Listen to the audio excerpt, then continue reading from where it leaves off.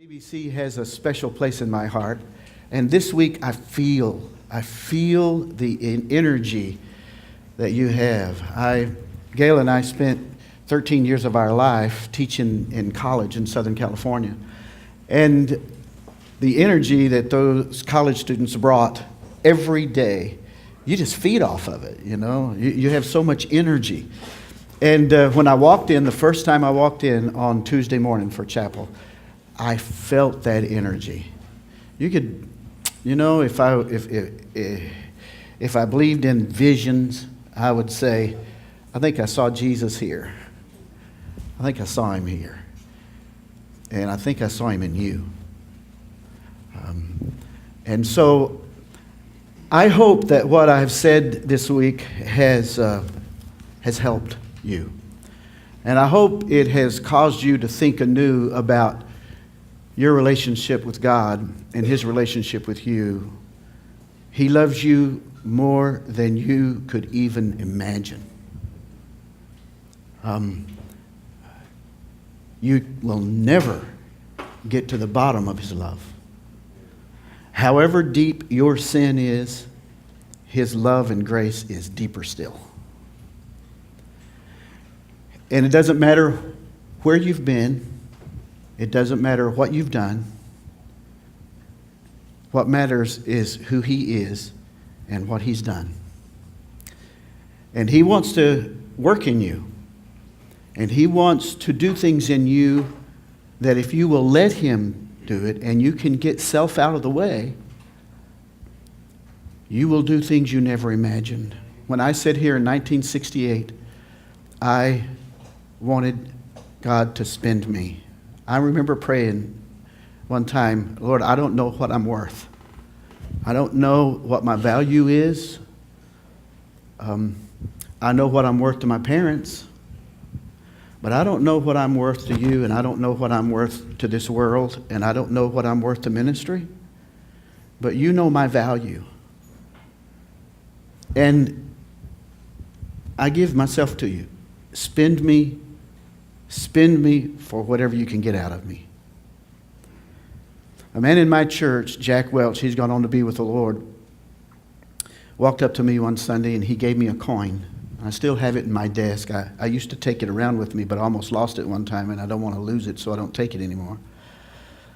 But it's on one side, it's a picture of, I think, Mercury, the god, and Otis, and on the other side it says our Navy. And if you look on the coin, one thing you will see, it's a valuable coin. One thing you will see on it is the date, 1802. And if you look for a denomination on it, you won't find it. There's no penny. There's no 1 cent. There's no 5 cent. There's no 10 cent. There's no dollar. It's just a coin. And I asked him, he's a coin collector, and he had some valuable coins, and he wanted to give me this one. And I said, Jack, what is this? What is this coin? I said, what is it worth? There's no denomination on it. He said, that's the beauty of this coin. There's no denomination on it because the only worth it had, the only value it had was to its owner. It's called a barter coin. And they used them, and whatever you could barter for, that's what you would get.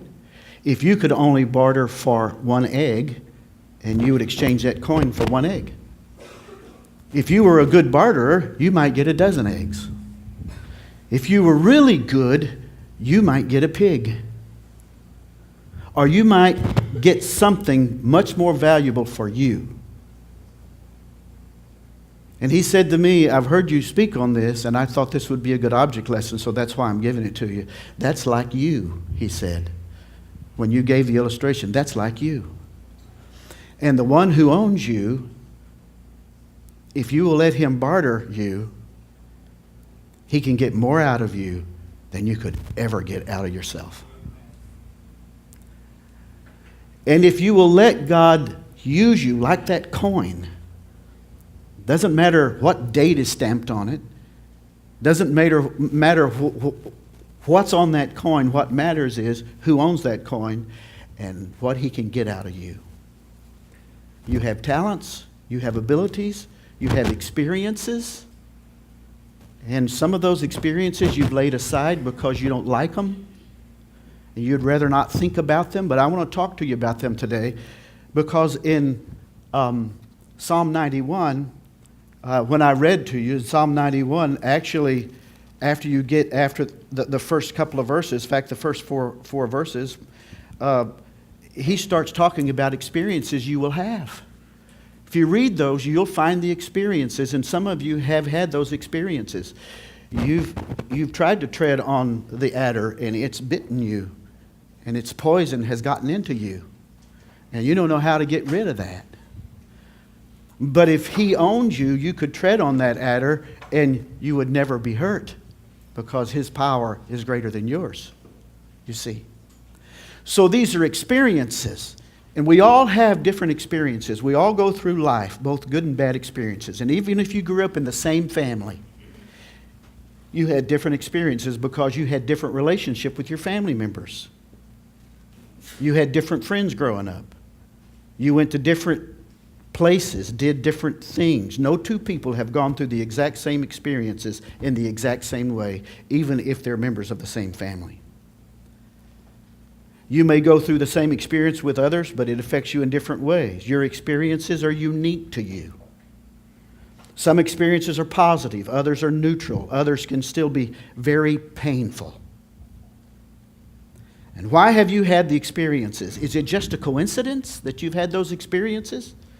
No, I believe Scripture reveals to us that one of the reasons God allows us to have these experiences, whether positive or painful, is to shape us into the person He wants us to be, so He can barter us for something more valuable. He can spend you for something more valuable in ministry. Sometimes we need to go through the fire. God works our experiences out for good. Romans 8:28 is true. One of the greatest passages of Scripture, which reminds us that God uses our experiences in a positive way to those that are called according to His purposes.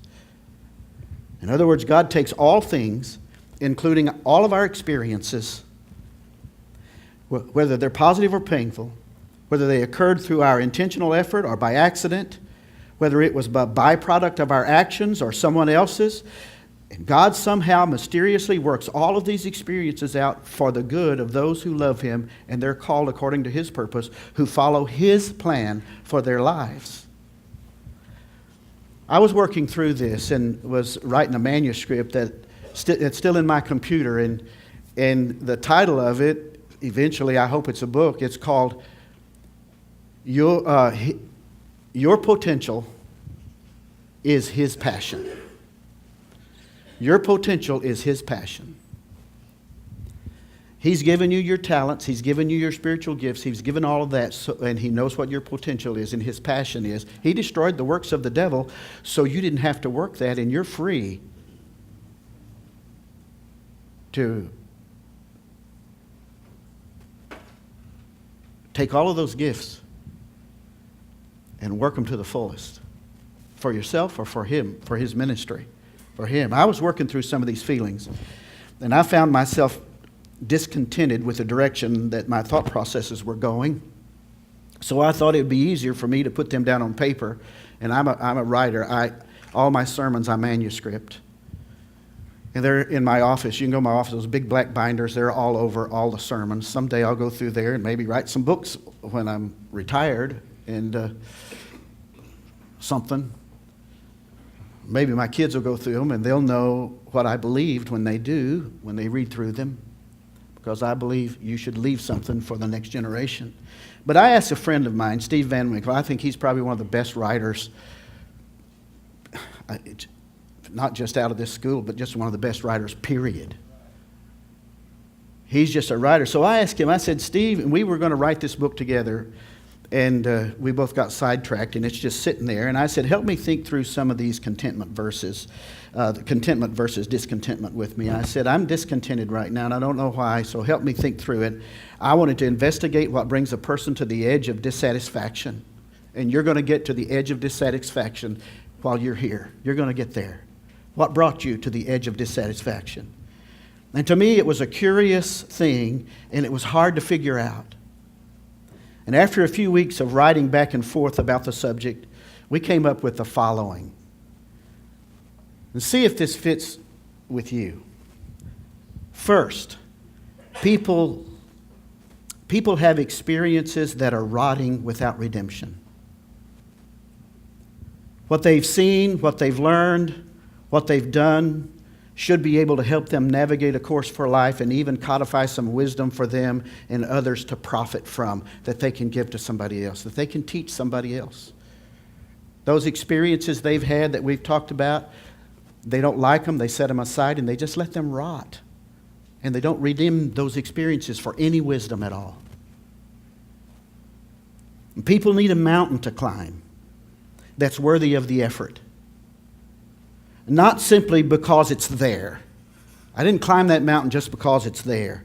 I climbed it because there's a reward waiting at the peak that they have not yet tasted, and they want to taste that reward. They need clarity in their life. There's a life they haven't lived yet, but they've always dreamed of, and the problem is now they have no clarity to it. It's like a ghost in the darkness. There's a happiness, a joy about living that they have not discovered. Or worse, they've lost. And that their spirit knows is there, but their feet can't find it. And they are so hustled about that they cannot get themselves to sit down and reflect on it and put a face to it. And all of this causes them to live with a gnawing sense of falling short of their potential. It's the worst thing that could happen to you, that God would give you talents and give you gifts and you would fall short of that potential. It's not a question of boxing in the notion of contentment to a selected few areas in your life. It's finding that one key that unlocks the gateway to contentment in all areas. Paul found it. I've learned in whatever state I'm in to be content. My friend Steve is right. People have experiences that they view as just that, experiences. Oh, that was just an experience, nothing to it. And these experiences just hang around for a lifetime and are nothing more than stories that contain humor and dreams and regrets and relationships won and relationships lost. And it seems that these experiences should be worth something other than just memories rotting behind the protected facade built around them in the creases of our minds. All these episodes should become more than recollection. They should become life lessons, and we should be able to squeeze some wisdom from them to pass to the next generation, if nobody else, and to each other. Maybe they might profit from our mistakes. Maybe they might profit from our accomplishments.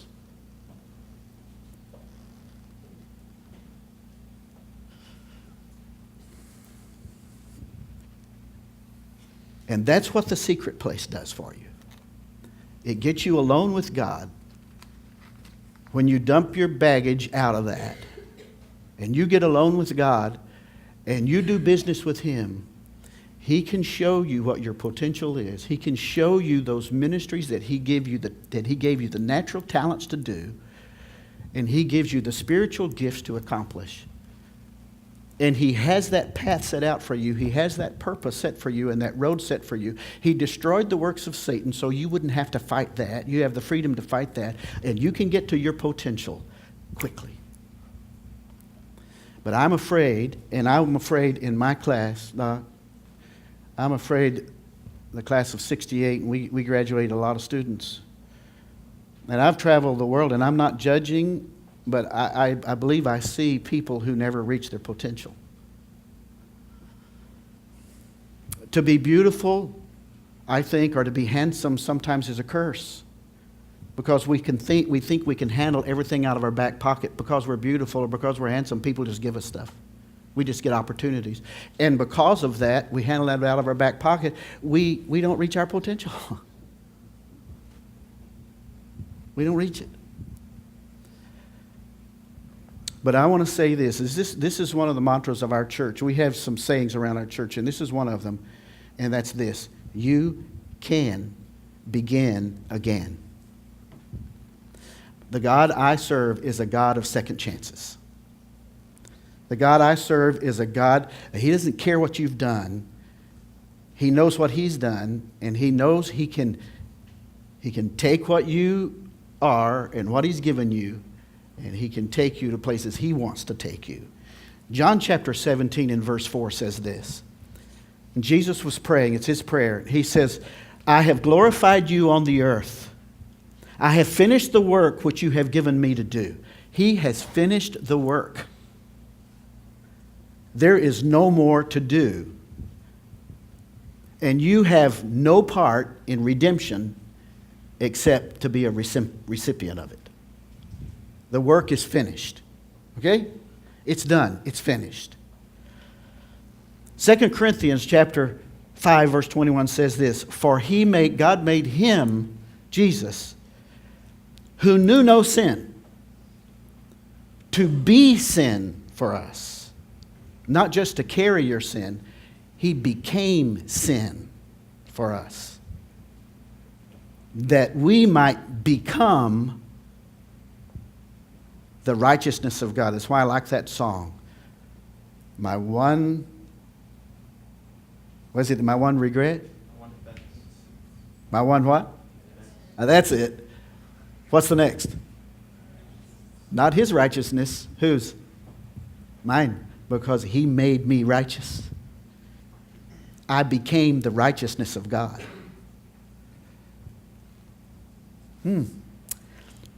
Human nature is the most changeable element in the world. The planets are set, they don't change. Gravity is set, it doesn't change. You can jump off this building every day for the next 4 years, and the same thing will happen. You will go down. It doesn't change. A dog, the Bible says, returns to his vomit. A pig returns to the mire. There's one thread, though, that ties all 66 books of the Bible together, and that is the finished work of Jesus. Makes it possible, if you need it, for you to start all over again. You can begin again. You can begin again. And there are several ways, and I want to talk to you about them today, and I want to close this out with this. Several ways that you can begin again. I wrote these down. Number one, you can begin again after a broken heart.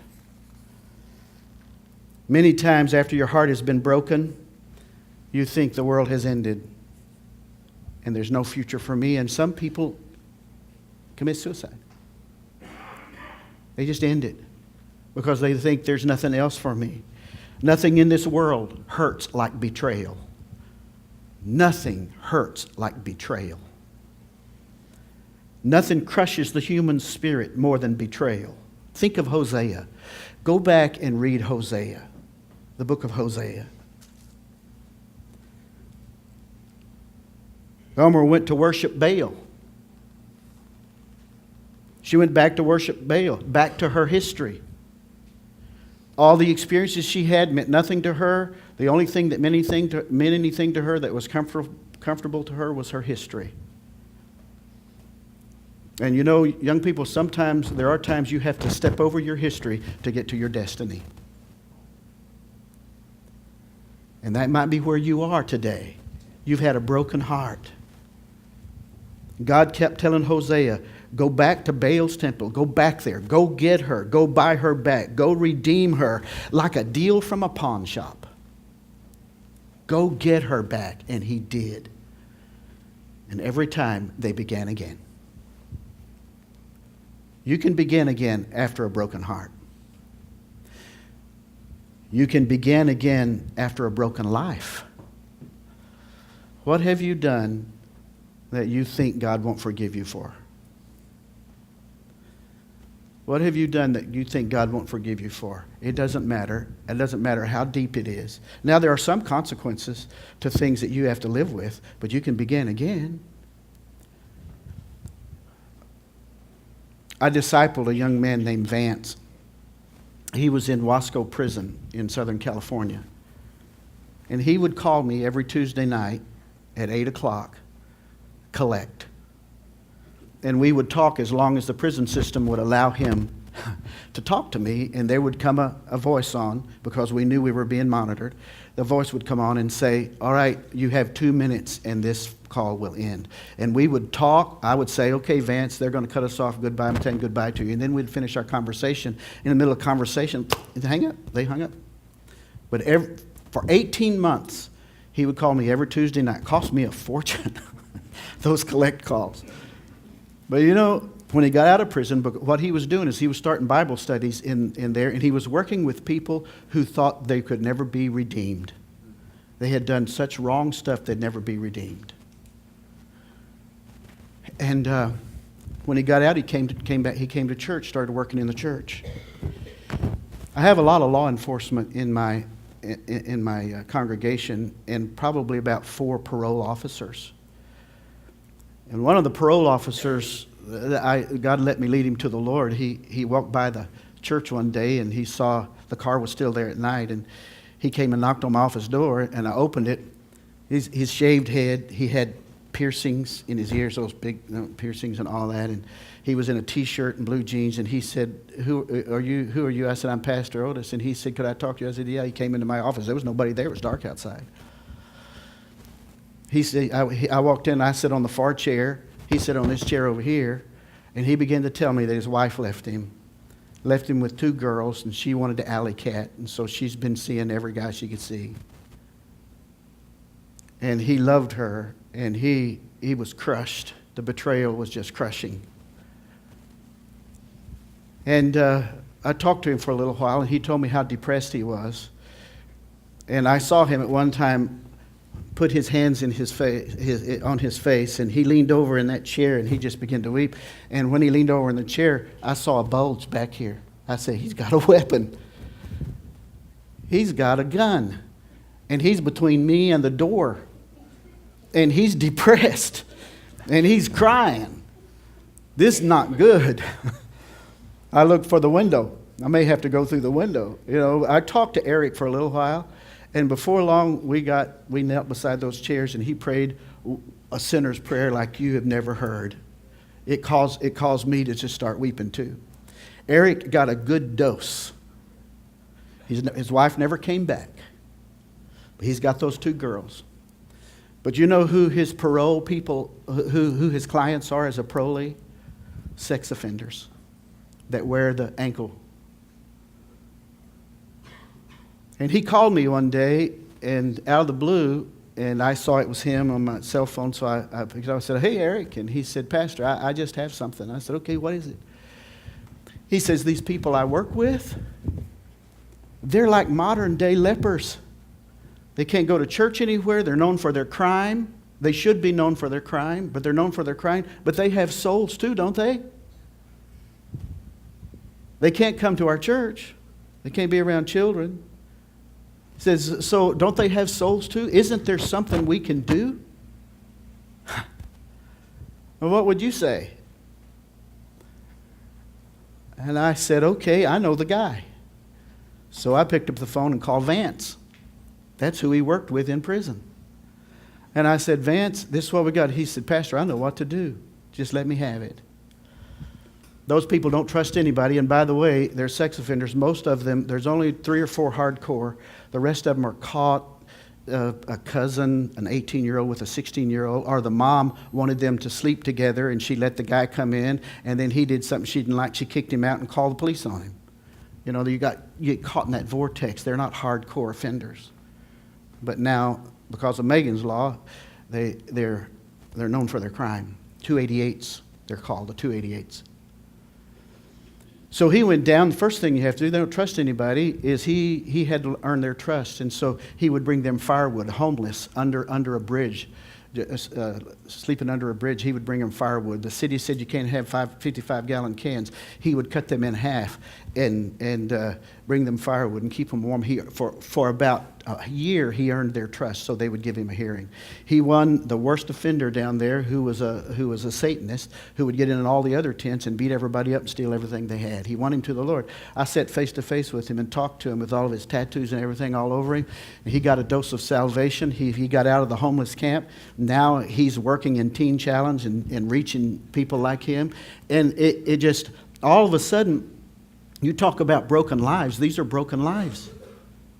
These are broken lives. If you go down there today on Friday nights, on Tuesday nights they have Bible study. On Wednesdays they have Bible study. On Friday nights they meet together and they feed them. And there'll be not just those now. The other homeless come. Now there'll be anywhere from 200 to 350 down there. I could tell you so much. They've won them to the Lord. They've come to Christ. They realize that what is done. And their question is my crime so much that God wouldn't want me?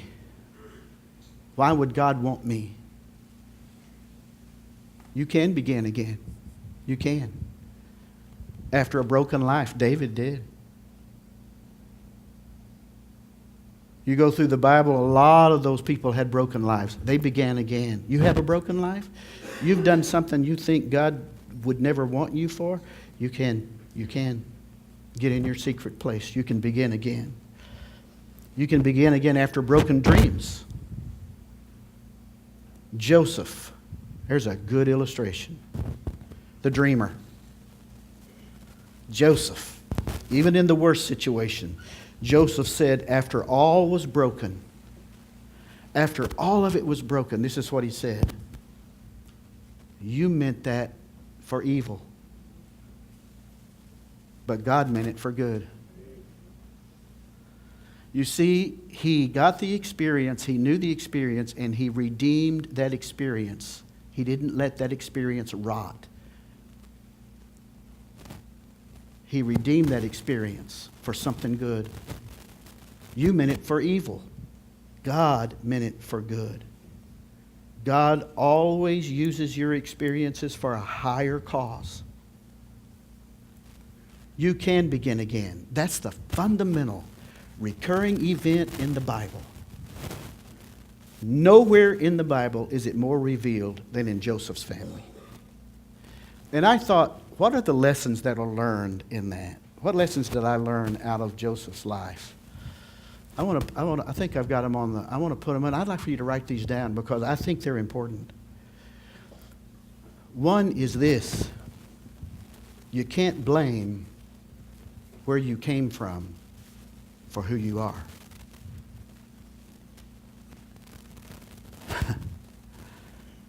You can't blame where you come from for who you are. That is your responsibility. That is your freedom. You may have had some bad experiences, but if you let those experiences define you, that's on you. That's not on anybody else. That's on you.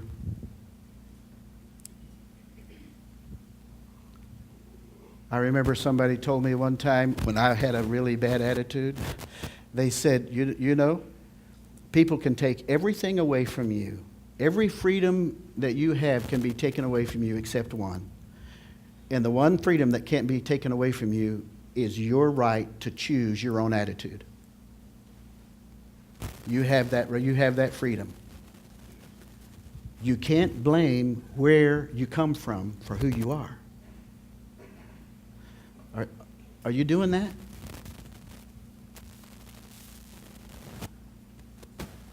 Are you doing that?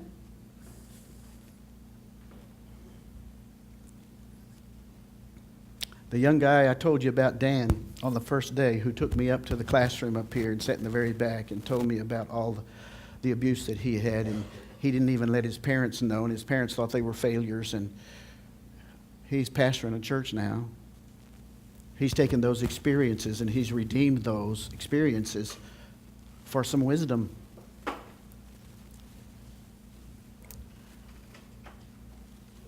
He can't blame where he came from for who he was. And you can't either. The second thing is this, and don't miss this, Good comes even in the midst of the greatest injustices. Good comes even in the midst of the greatest injustices. I would imagine that if we wanted to be really, really open with each other, we could stand up here one at a time. We could just go right down and name your greatest injustice. And I think there would be some jaw droppers. I think there would be some, no, you're kidding. Who would do that? But you know what? Good can come from some of the greatest injustices. And then the third thing, don't expect from people what you can only get from God. Don't expect from people what you can only get from God. There's a passage of Scripture. I'll give you time to turn to it. It's James chapter 1, verse 21 to 26, and I want to read this to you. And then I want to give you 6 points, and I'll give them quickly. And I think I've got time to give them all. And then bring this to a close and try to tie it up neatly. This is what he says. Therefore lay aside all filthiness and overflow of wickedness, and receive with meekness the implanted word, which is able to save your souls. But be doers of the word, and not hearers only, deceiving yourselves. For if anyone is a hearer of the word and not a doer, he's like a man observing his natural face in a mirror. For he observes himself and goes away and immediately forgets what kind of man he was. But he who looks into the perfect law of liberty and continues in it, and is not a forgetful hearer, but a doer of the work, this one will be blessed in what he does. And if anyone among you thinks he is religious, and he does not bridle his tongue, but deceives his own heart, this one's religion is useless. That's in your face, isn't it? I think I'll turn the page. I won't read that one again. That gets right at us. What he's saying here, sort of outline this, is this. I think I've got the outline there if you want to write it down. Number one, terminate your transgressions. Hey, I see I got 1, 2, 3, 4, 6.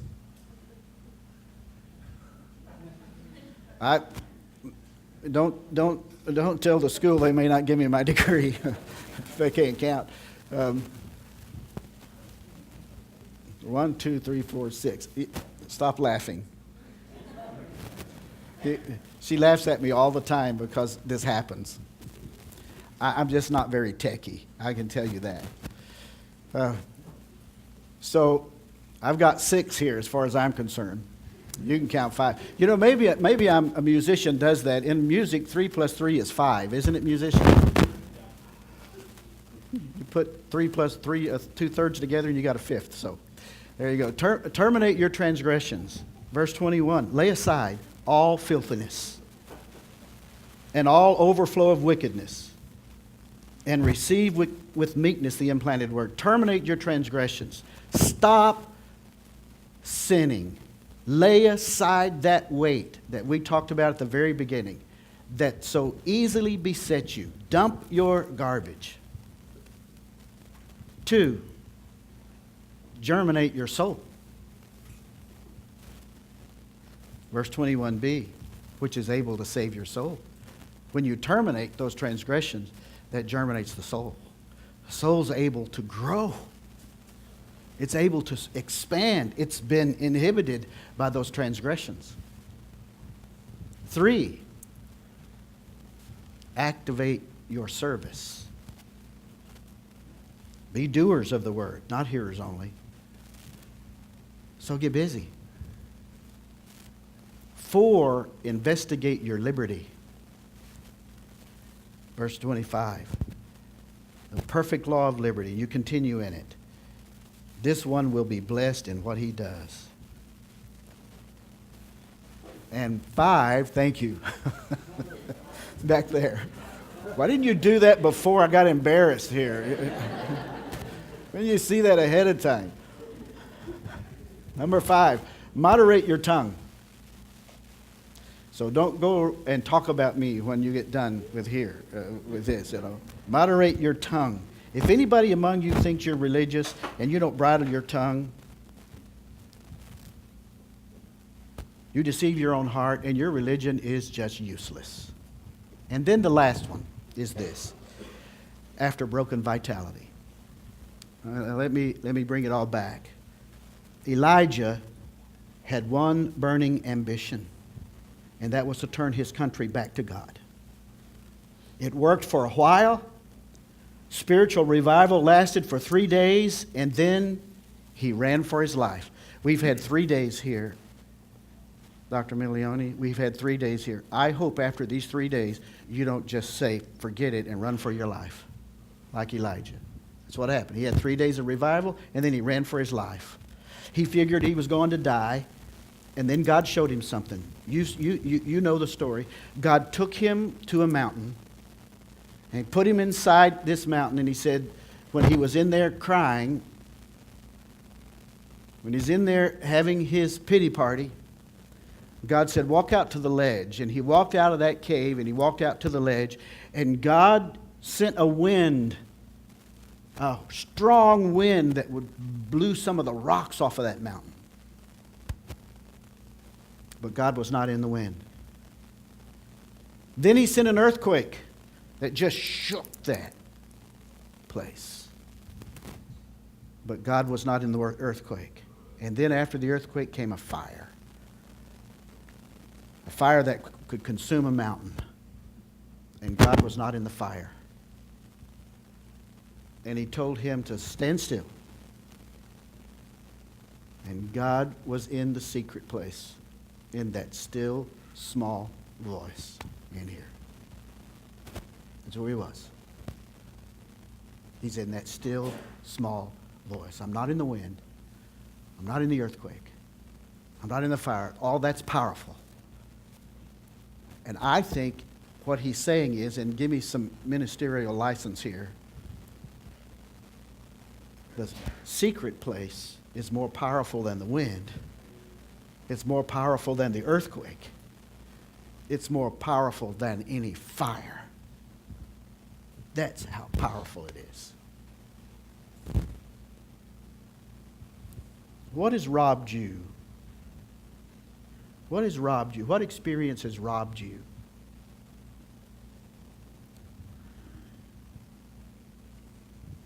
Someone said, I wrote it down, I don't even remember who said it.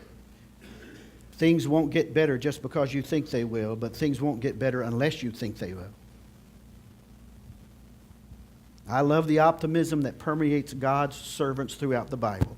To begin again. You can begin again. I love the optimism of Jesus toward us. I've paid the price. The work is done. Now you're free to be everything that I put within you to be. He has you like that coin, and he can spend you for whatever he wants if you let him, and it will be great. When God is in it, nothing is small. Think of it. His motive, I've glorified your name. His ministry, I have finished the work. His method, he was made sin for us. The meaningful outcome, that we might become the righteousness of God in him. So with optimism today, young people, gather some activism. Do something different. Make a commitment. Now you're going to meet him in that secret place. And get started. I want to pray with you, and I hope you'll let me pray over you. Praying over people is powerful. We do it in our church. My church knew I was coming here this week, and on Sunday, the worship leader said, Pastor Otis, would you come down here? I didn't know what they were going to do. I went down to the front in front of the pulpit, and he called the board. There's 13 men on our board. He called the board around, and he said, we're going to lay hands on you, and we're going to pray over you. And they did. And they prayed over me because of you. That I wouldn't waste an opportunity. And I want to pray over you today, that you won't waste an opportunity. Would you let me?